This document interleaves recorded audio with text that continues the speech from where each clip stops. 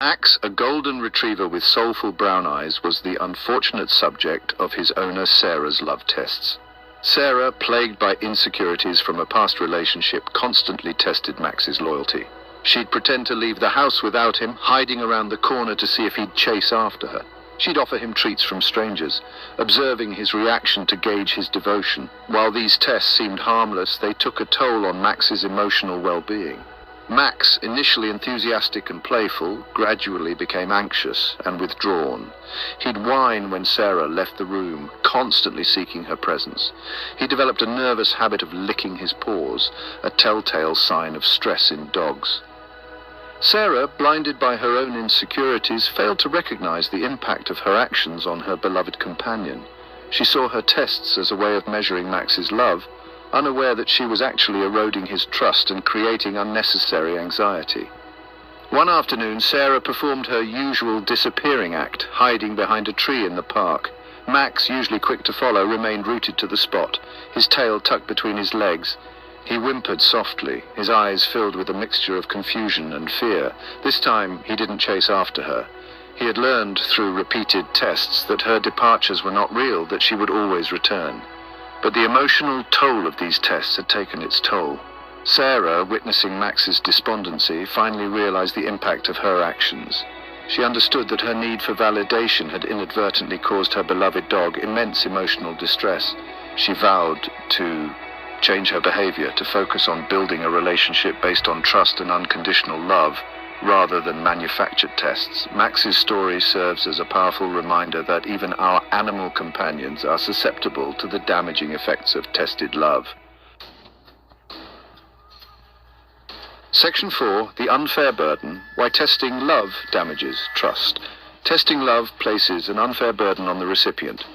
It forces them into a constant state of proving their worth, creating an environment of anxiety and insecurity. The recipient is never truly allowed to relax and be themselves, always anticipating the next test, the next hurdle to overcome.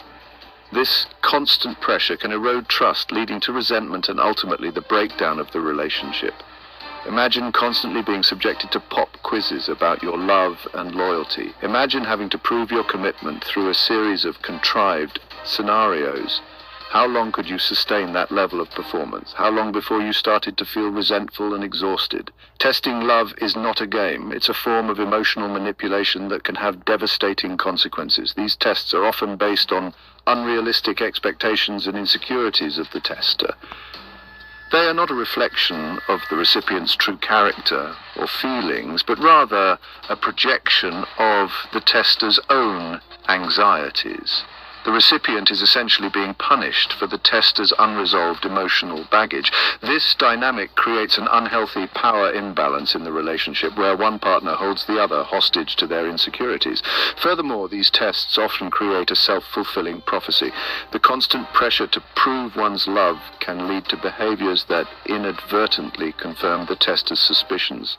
For example, if someone is constantly being accused of not caring enough, they may eventually withdraw emotionally, fulfilling the very prophecy the tester created. This cycle of testing and self-sabotage can be incredibly damaging to both individuals and to the relationship as a whole. Section 5. Building security, healthier paths to validation. Seeking validation is a natural human desire, but it's crucial to find healthy ways to fulfill this need. Instead of relying on external sources, focus on cultivating self-love and self-acceptance. This involves recognizing your inherent worth, regardless of external validation. Engage in activities that boost your self-esteem, such as pursuing your passions, developing new skills, or spending time with people who uplift and support you. Building a strong sense of self-worth creates a solid foundation for healthy relationships. When you value yourself, you are less likely to seek validation through manipulative tactics or to tolerate being treated poorly by others. You're also better equipped to handle rejection and disappointment, as your sense of self is not contingent on the opinions of others. Self-love is not selfish. It is essential for building healthy and fulfilling connections. Another healthy way to seek validation is through open and honest communication with your loved ones. Express your needs and desires clearly and respectfully. Instead of setting up tests, communicate your insecurities directly. Share your fears and vulnerabilities with your partner, creating a space for emotional intimacy and understanding. Vulnerability, while often perceived as weakness, is actually a sign of strength and courage. Remember, healthy relationships are built on mutual trust, respect, and open communication. Seeking validation through manipulative tactics only serves to erode these foundations. Focus on building your self-worth, communicating your needs effectively, and fostering genuine connection with your loved ones. Section 6. Open communication, the bridge to authentic connection. Open communication is the cornerstone of any healthy relationship. It's the bridge that connects two individuals, allowing them to share their thoughts, feelings, and vulnerabilities without fear of judgment or rejection. Open communication fosters trust, intimacy, and mutual understanding. It creates a safe space for both partners to express themselves authentically, without the need for games or manipulations. When communication flows freely, insecurities can be addressed directly, preventing them from festering and turning into destructive behaviors like testing love. Instead of resorting to manipulative tactics, partners can express their needs and concerns openly and honestly. This creates an environment of transparency and vulnerability where both individuals feel heard and understood. Open communication also involves active listening. It's not just about expressing your own thoughts and feelings, but also about truly hearing and understanding your partner's perspective. Active listening involves paying attention not only to the words being spoken, but also to the underlying emotions and unspoken messages. It's about being present and engaged in the conversation, showing genuine interest and empathy. Building a relationship based on open communication requires effort and commitment from both partners. It requires a willingness to be vulnerable, to share your inner world with another person.